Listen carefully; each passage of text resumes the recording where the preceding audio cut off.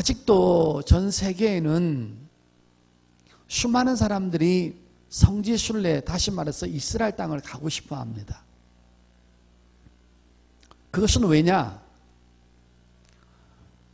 하나님께서 인간의 모습으로 오셔서 그 땅에서 33년을 사셨기 때문에 온 인류의 메시아며 우리의 구원주시며 창조주 하나님께서 사람의 모습으로 오셔서 마리아 뱃속에서 10달 동안 있다가 태어나서 그 자리에서 33년을 사시면서 수많은 표적과 너무 어마어마한 말씀을 가르쳤던 곳, 하나님이 직접 이 땅에 오셨던 그곳이 바로 이스라엘 땅이기 때문에 오늘도 수많은 기독교인들이 아직도 그곳을 가고 싶어 합니다.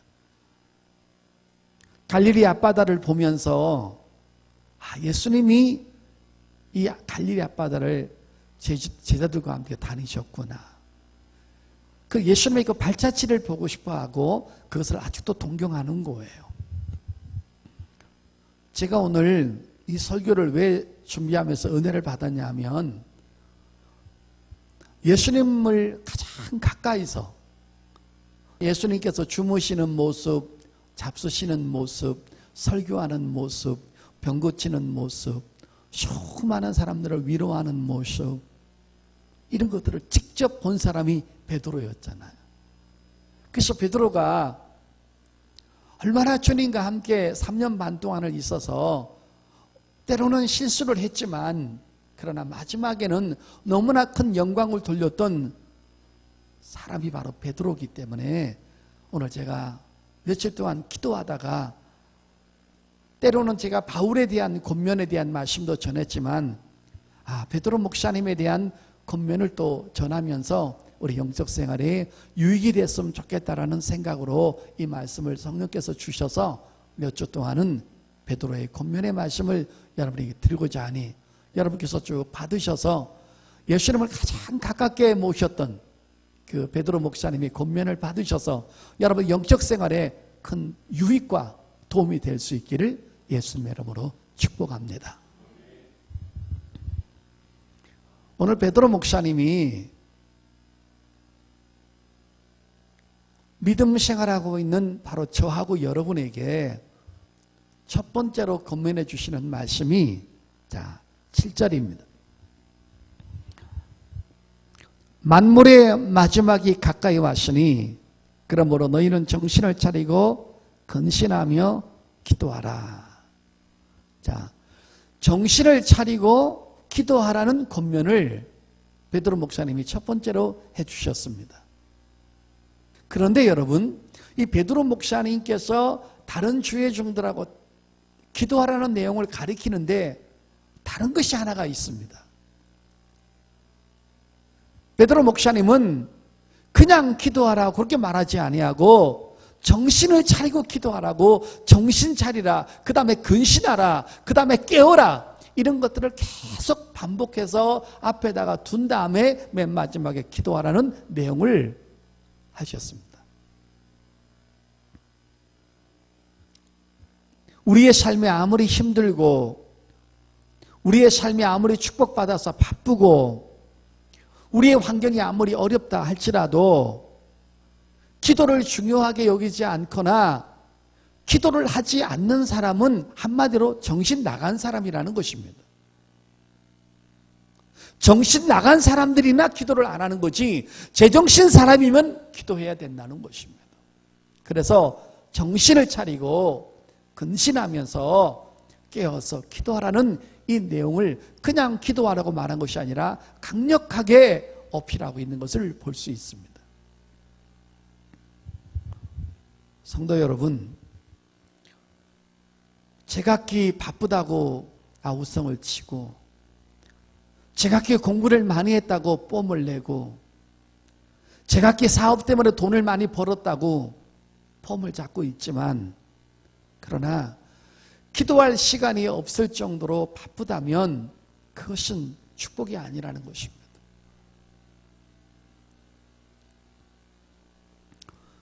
정상적인 사람은, 정상적인 그리스도인이라면, 정말 영적인 사람이라면 기도 시간이 없을 정도로 바빠서는 안 된다는 것입니다.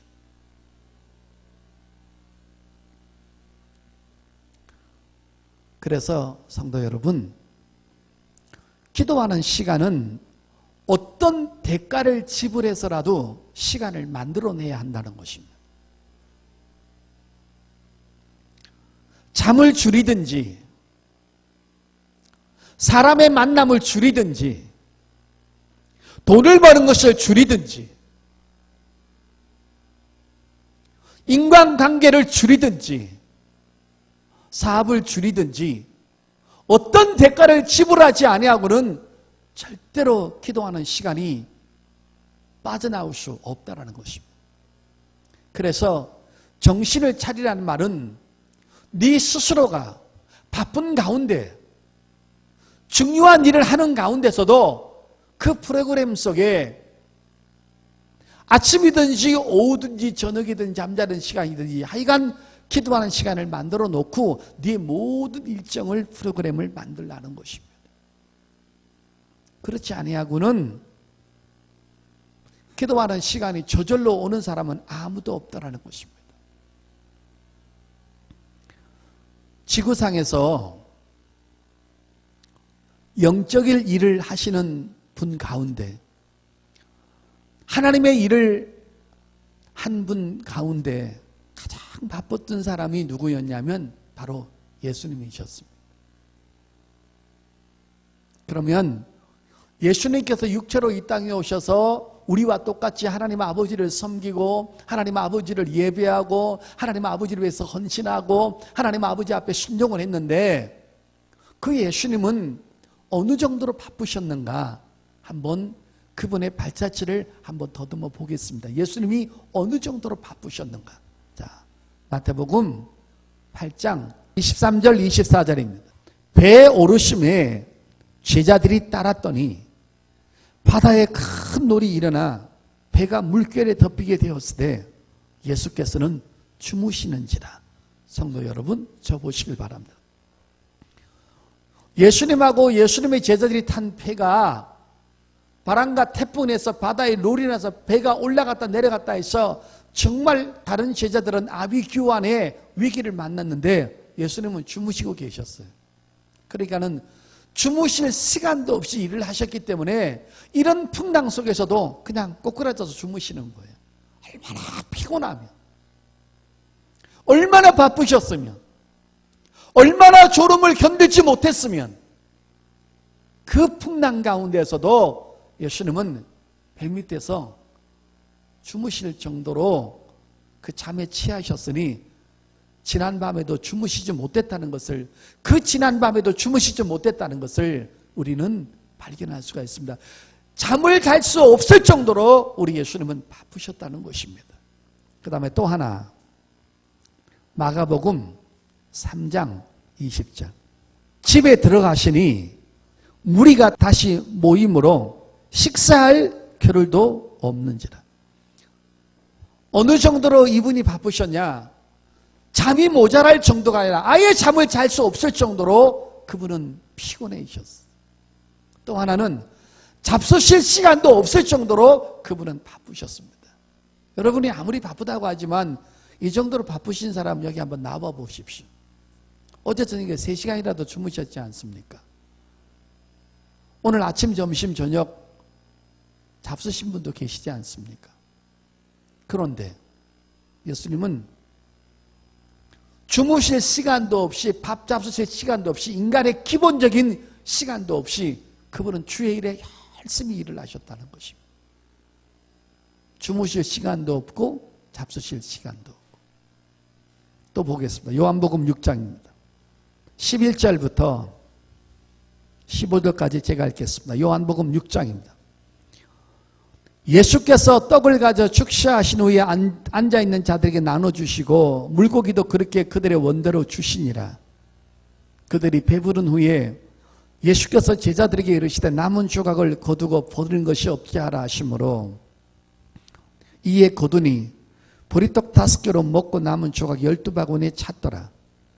그 사람들이 예수께서 행하신 이 표적을 보고 말하되 이는 참으로 세상에 오실 그 선지자라 하더라.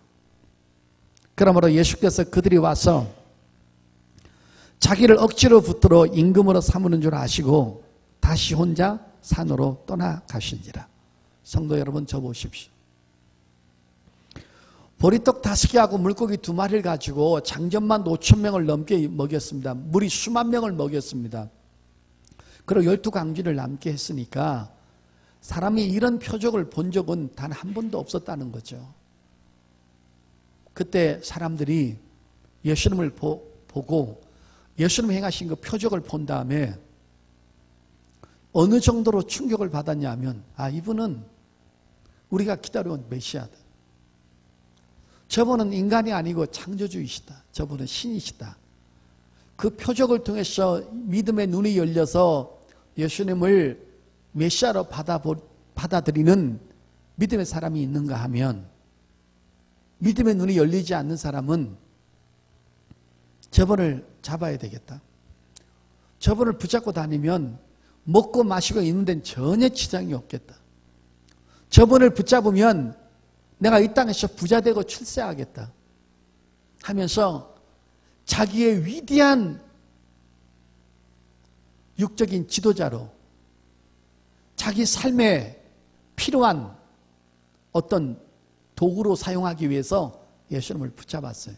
이때 예수님의 인기는 하늘을 치솟았습니다. 영적으로 보는 사람이든 육적으로 보는 사람이든 예수님의 인기는 하늘을 치솟았습니다.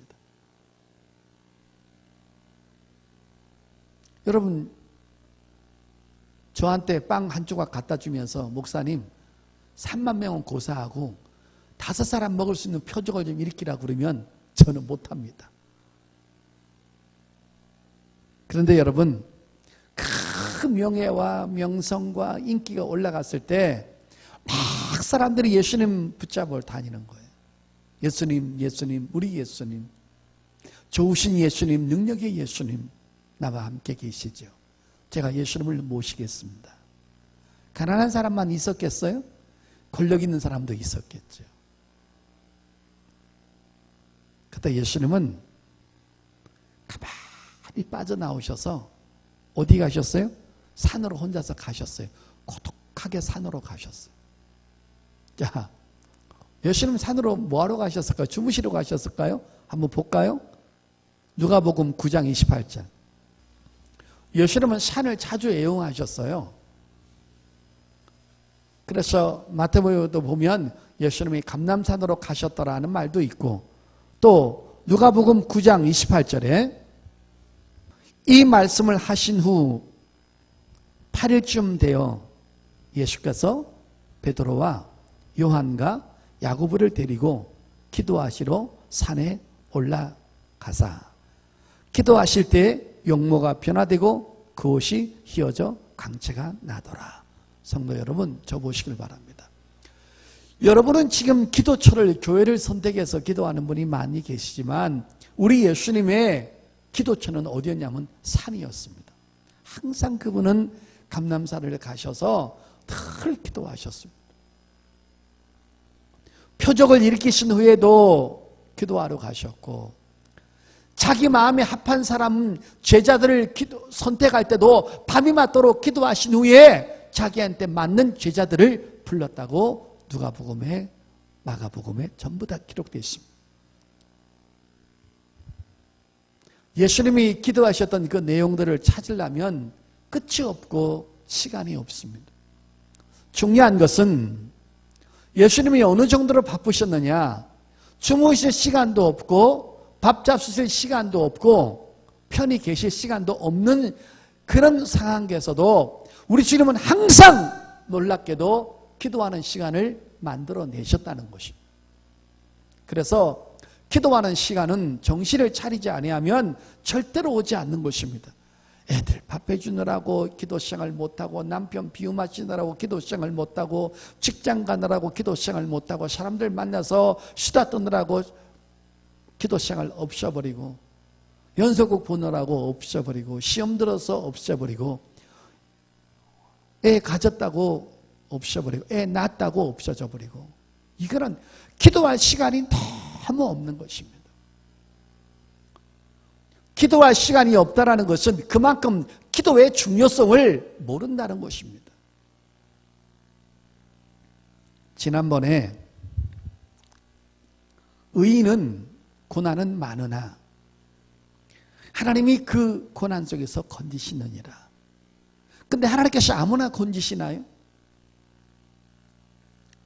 의인들의 기도를 들으시는 그 하나님, 기도하는 자에게 오른편이 되어주셔서 하나님의 능력이 그 기도하는 자에게 미친다는 그 약속의 말씀을 붙잡고 힘들 때, 염려가 올 때, 고난이 왔을 때, 인생에 허우적거리는 삶이 왔을 때, 위기가 왔을 때, 적신호가 왔을 때 하나님 앞에 찾아와서 기도의 중요성을 깨닫고 나의 기도를 하나님이 들어주신다는 그 약속에 근거해서 하나님 앞에 기도할 때 그 기도하는 자에게만 하나님께서 응답하시고 도와주신다는 것을 믿으시기를 바랍니다.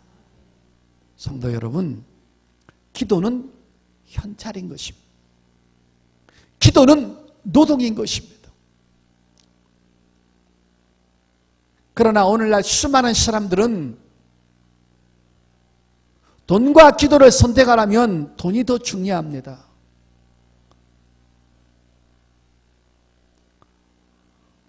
가정생활과 기도를 둘 중 하나를 선택하라면 가정생활을 더 중요하게 여깁니다. 하나님에게는 고갈이라는 것이 없습니다. 하나님에게는 IMF라는 것이 없습니다. 하나님에게는 부족한 것이 없습니다. 그분의 능력은 히브리서 13장 8절에 어제나 오늘이나 영원토록 동일하십니다.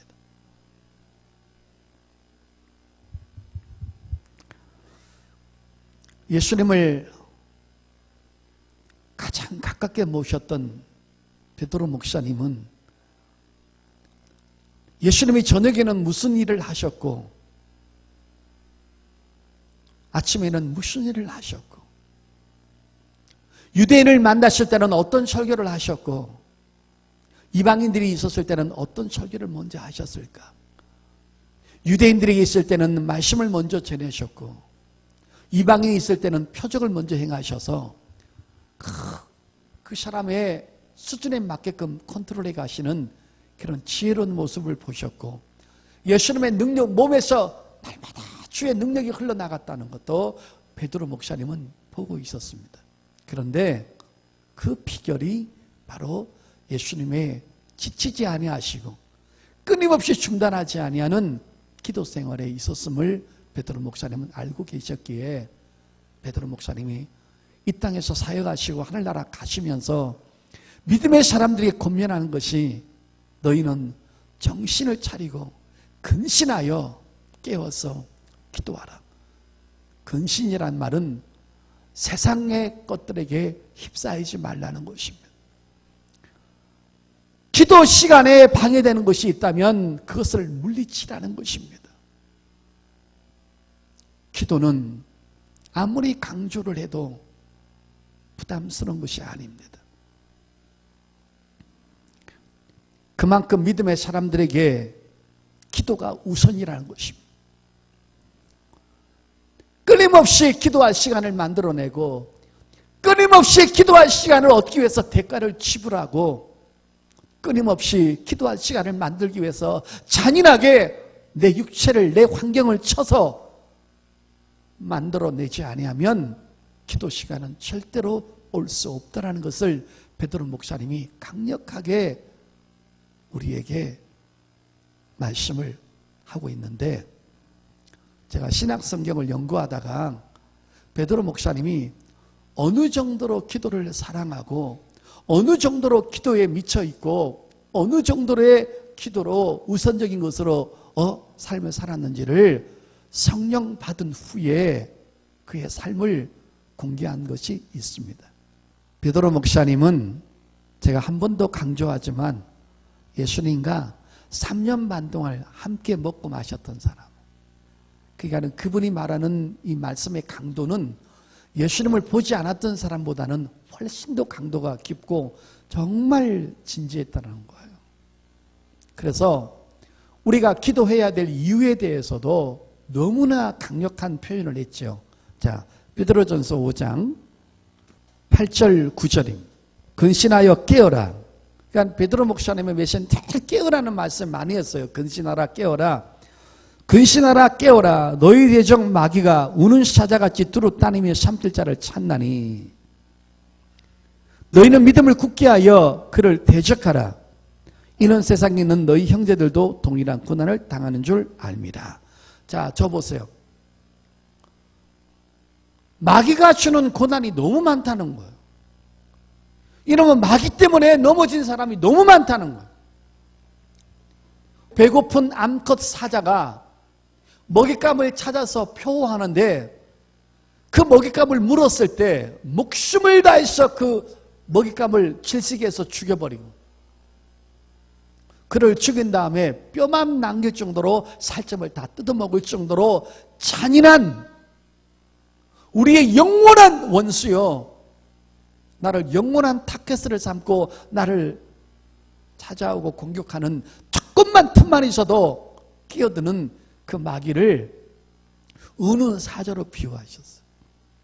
그래서 여러분 메시지가 너무 강력한 거예요.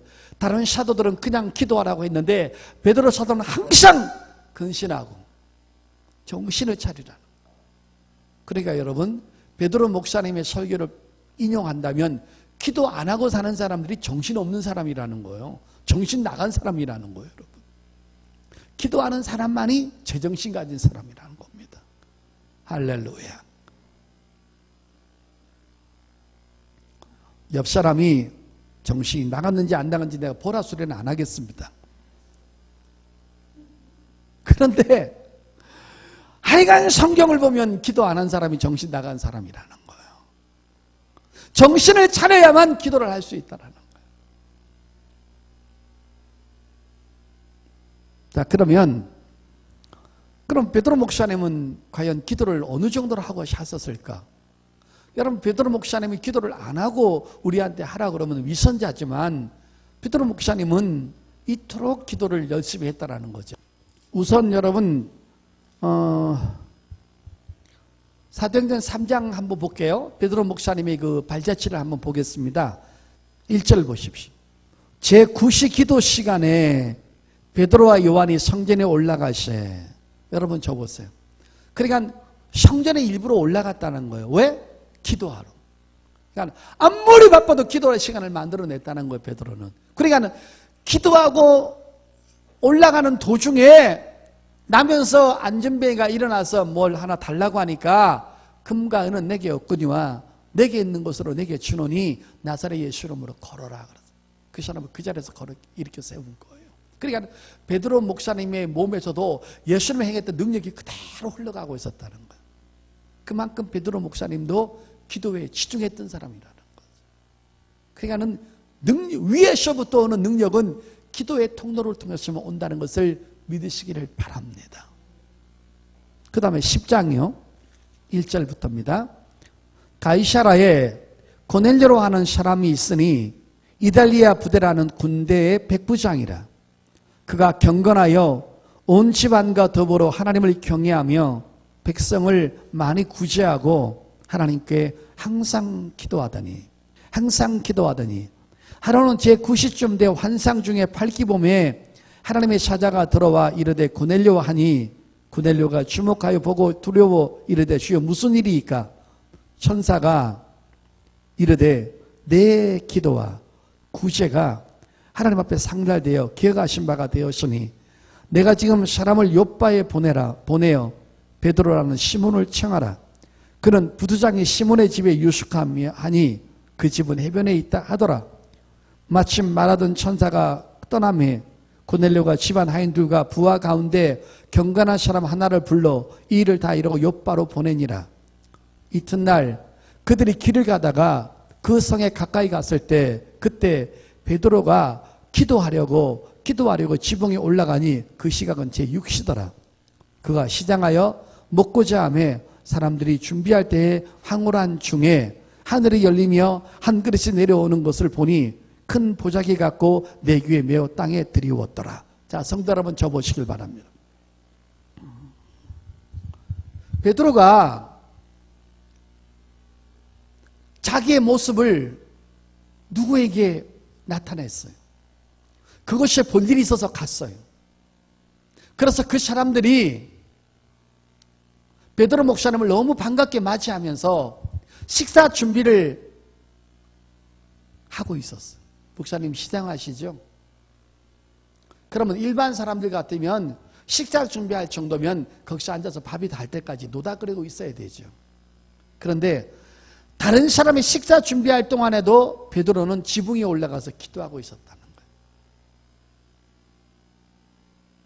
그리고 내려와서 기도를 끝내고 내려와서 식사를 하려고 하는데 그때 하늘에서 큰 음성이 들리는 거예요. 너한테 내가 어떤 사람을 보냈으니 너는 그 사람을 집에 찾아가서 생명의 말씀을 전해라. 그래서 기도하는 중에 고넬료라는 위대한 경건한 사람, 백성들에게 구제를 많이 하고 하나님을 경외하고 날마다 항상 기도했던 그 고넬료를 기도하는 성령 충만한 베드로 목사님을 만나게 하셔서 하나님이 중미하셔서 이 두 사람의 거룩한 만남이 시작되는 것입니다. 성도 여러분, 기도하는 목사에게 기도하는 경건한 하나님의 사람을 붙여서 그 두 사람이 지혜와 말씀과 인격과 물질을 합해서 베드로 목사님이 복음을 전할 수 있도록 고넬료라는 사람이 후원할 정도로 하나님께서 이렇게 맺어주신다는 것입니다. 그러니까 기도해 놓으면 그때부터 하나님이 움직이신다는 것입니다. 성도 여러분, 오늘 말씀은 그냥 일반적인 목회자들과 일반적인 성경에 나와 있는 주의 종들이 전했던 그냥 기도하라는 그런 단순한 내용이 아닙니다. 그렇게만 설교하면 시간이 되면 기도하고 안 바쁘면 기도하고 시간이 나면 기도하겠지만 오늘 베드로 목사님의 이 절대성을 가진 기도는 너희가 아프든 안 아프든 있든 없든 바쁘든 안 바쁘든 반드시 하나님의 사람이라면 기도할 시간을 네 스스로 만들어내지 아니하면 기도할 시간은 절대로 오지 않는다는 것입니다. 그만큼 기도의 중요성을 강조하는 것이고 마귀가 은연중에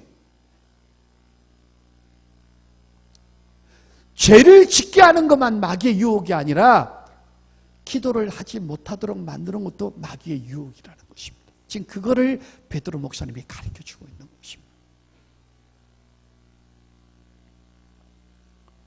기도하기 위해서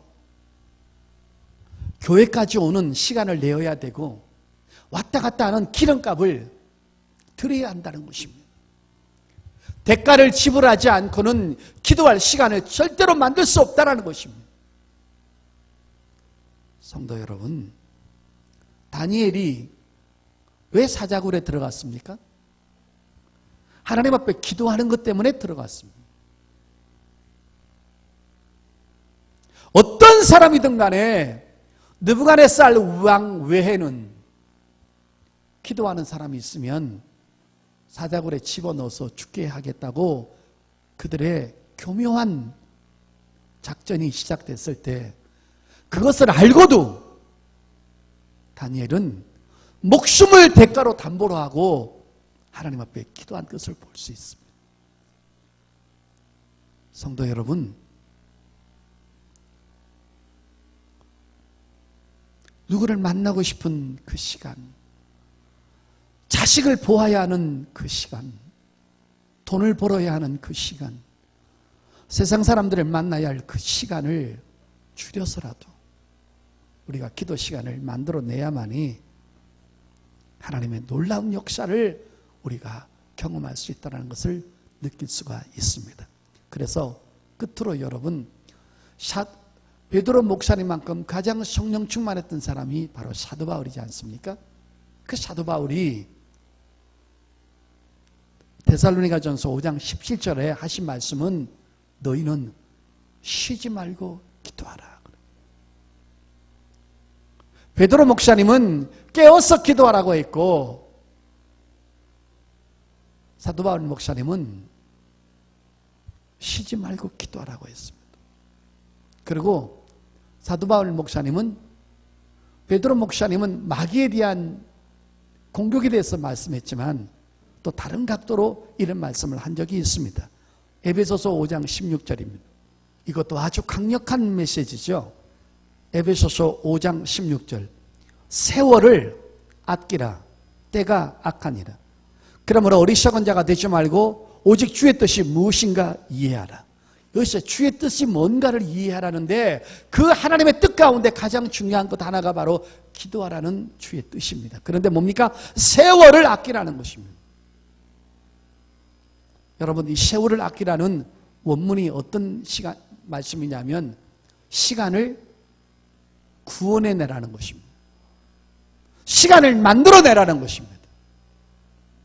시간이 물 흘러가듯이 흘러가는데 그냥 내버려 두지 말고 네가 물 흘러가는 시간 가운데서도 가장 소중한 시간, 하나님 앞에 기도하는 시간을 네가 구출해내지 아니하면 그 시간은 오지 않는다는 것입니다. 뭔가 하나를 대가를 지불해야 되는 것입니다. 잠을 줄이든지 물질을 줄이든지 사람 만나는 걸 줄이든지 어떤 대가를 지불해서라도 기도를 해야만이 우리가 이 악한 세상을 승리할 수 있다는 것입니다. 그래서 결론적으로 예수님께서 하나님의 십자가의 사건을 완성시키는 그 기간이, 마지막 시간이 우리 예수님께서 땀방울이 핏방울이 되도록 기도한 후에 하나님의 놀라운 십자가의 사건을 완수한 것을 볼 수 있습니다. 그러니까 예수님도 밤이 맞도록 기도했죠. 십자가를 지는 12시간을 남겨놓은 상태에서 그분은 밤이 맞도록 8, 9시간을 기도를 한 후에 십자가를 깨끗하게, 감사하게, 기쁘게, 행복하게, 자유하게 낙헌 제물로 십자가를 지셨는데 밤새도록 기도하니까 하늘에서 천사가 예수님을 도왔다고 하는 것입니다. 오늘 이 말씀을 듣는 여러분들이 정말 복된 사람이 될 수 있기를 예수 이름으로 축복합니다. 이제는 기도하는 시간을 어떻게 만들어낼 것인가? 오늘 내가 아이가 몇 시부터 몇 시까지 학교 갔다 오고 내가 언제 시간이 비는 것일까? 잠을 줄여야지. 어디 가는 걸 좀 줄여야지. 그리고 1시간 기도해야지. 30분이라도 기도해야지. 그 시간을 여러분이 어떤 대가를 지불해서는 만들어내신다면 그 대가를 지불하지 않고 시간이 있으면 기도하고 시간이 없으면 많은 그분들보다는 하나님의 능력과 하나님의 축복이 시간을 만들어서 깨워서 정신을 차린 저와 여러분에게 하나님의 더 큰 은혜와 축복이 일어날 줄 믿습니다. 그러므로 예수님을 가장 가까이 모셨던 베드로 목사님은 예수님의 그 능력이, 타고난 능력과 타고난 말씀의 은혜가 어디서 왔다라는 것을 베드로 목사님 직접 눈으로 보았기 때문에 오늘 이 말씀을 우리에게 격려해 주고 있습니다. 이 말씀 받으셔서 오늘부터라도 내일부터라도 기도 시간을 만들어내는 지혜로운 사람들 될 수 있기를 예수 이름으로 축복합니다.